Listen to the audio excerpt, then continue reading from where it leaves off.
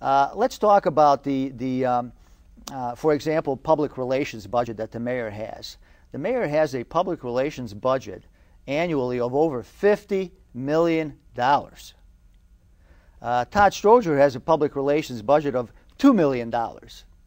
And the difference between the county and the city government really is not that large in terms of budget and the size of the operation.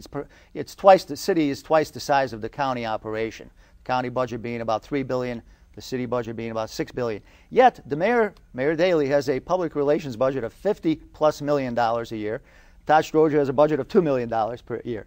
Now, there's something wrong here when you have a spokesperson like Jacqueline Hurd making a salary of $230 million or some such figure. To me, that's incomprehensible, as the city's hemorrhaging businesses and taxes are going up, and they're constantly in a deficit mode, and Daley's constantly looking to raise fees or taxes, yet he's spending $50 million on public relations. I find that nexus troubling. Do you? I think that when you see, if you take a line item approach to the budget, you'll probably find fat in many other areas besides the marketing area. It's a question of, are there some functions that generate a return in terms of revenues that come as a result of the process? I don't know if you can say completely his PR machine shows no returns, but certainly I think you have to look at the budget vis-a-vis other major cities. But I don't know. I would say that Chicago should privatize a lot of those types of things rather than having an in-house army of PR people. And I think they should privatize some other functions. And I think the mayor has shown a willingness in Chicago to privatize, as most recently the parking meters, Midway Airport, the tollways. Well, I would argue what the mayor is doing is selling the family jewelry. What he has done is lease Midway, lease the parking garages, lease the parking meters, lease the Skyway, and where is the money? Why do we have to increase taxes on top of all these leases of public assets?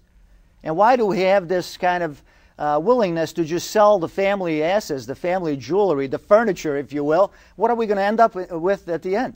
Well, once again, those are valid questions. The question is, if he gets $1 billion I want your answer if it's a valid question. What is the answer? Well, the answer is you got to have some of both. Privatization has shown benefits, and I think that the court is still out ultimately on whether it's going to end up being the best for the consumers, as you're witnessing a pushback now by consumers in Chicago that don't like the meter system. But when all the kinks are out of it, and there's something that provides $1 billion up front for the city's budget, including $100 million for low-income people for various programs. So the mayor has his chits in order to get support for it, but whether or not in the end it's going to pan out, well, I don't know. That support that will allegedly go to the minority communities is going to be funneled through mayor's favorite local community organizations, favorite pastors, who, quite frankly, shill for the mayor in the community. It's not going to go to the people who actually need it. It's going to those who are close to the throne, close to the Pope, if you will, the Pope being the mayor. But there's a process. All I'm saying is here's a process of reward, and so they reward enough of the proper constituencies to make the policy palatable, and so far we have to see if it's going to pan out. Right now there's some kinks in it. I want to talk to you briefly about the patronage hiring in Cook County, city of Chicago in particular. We had another conviction. Al Sanchez, mayor's former superintendent of streets and sanitation, was convicted a few days ago by the federal jury of racketeering and selling jobs in exchange for doing political work for the mayor and Rahm Emanuel and other candidates throughout this area. And the mayor has come out with a half-hearted apology. Even though Robert Sorich is in jail, Tom Zak is in jail, Lasky went to jail, Walter Kozabowski, Miriam Santos, now people who are part of his inner circle, part of his cabinet, and yet nothing seems to make any difference in the way that business is run at City Hall. In fact, just recently, Noel Brennan, the court administrator for the city hiring, has come out with another report that says that the same kind of thing is going on still. They're evading the federal Shackman consent order, barring political firing, hiring, transfer, and promotion and discipline. What say you about that? I think, once again, that Fitzgerald's presence has in itself brought about the demise of Mr. Sanchez, Sorge, and others. And so, regardless of the fact that the mayor is pristine and above the process at this moment, I think that that in itself exerts a pressure on the administration to be more transparent and to be more accountable. And those are the issues that I think the public wants to know about.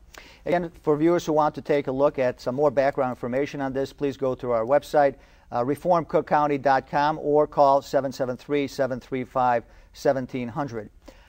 Rolf, Professor Simpson came out with a report approximately a year ago that informed us that since 1972, we had over 1,000 elected or appointed officials in Cook County get indicted and convicted and sent to jail to serve time. 1,000 plus. And including, as I said, Sanchez and Sorich and Tom Zak and all the others that I mentioned previously.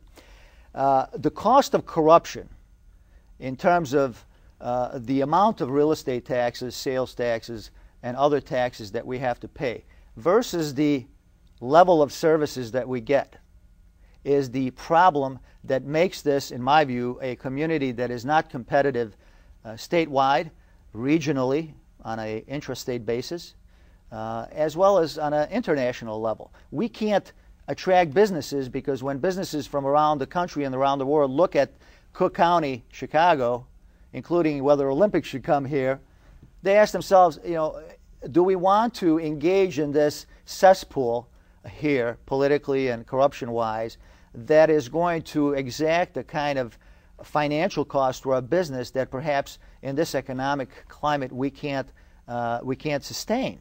So what is the impact from your view, looking at it as a person who had deep roots in the western suburbs, particularly as a mayor of Maywood, as a person who worked on intergovernmental relations for the West Municipal Conference? What is your view of what needs to be done to educate the public about the cost of corruption and the impact that it has on the higher tax burden, and how we as a community can address that issue on a 2-year or 4-year political cycle basis? I think that you have to realize that we're limited in terms of the work that we as think tank people and we as individuals or past elected officials can do about the combine and how it operates in Illinois and the corruption factor, Tammany Hall aspects of the city of Chicago and Cook County. Those types of issues are best left to the federal authorities like Mr. Fitzgerald, and I think they've shown some promise in mandating more transparency and more accountability. So we have to hope that when you hear about Chicago aldermen that are on film and now they're under investigation, when you hear about county commissioners that are getting their hands slapped, I think that the culture itself improves when we see that there is something militating against that type of corruption. But how do you end it? I think that you have to be realistic about it. What that's going to take is a new type of commitment on the part of citizens to elect officials like yourself and others that are carrying the reform banner. I think it's the only hope we have is to get more people that are willing to fight corruption in public office.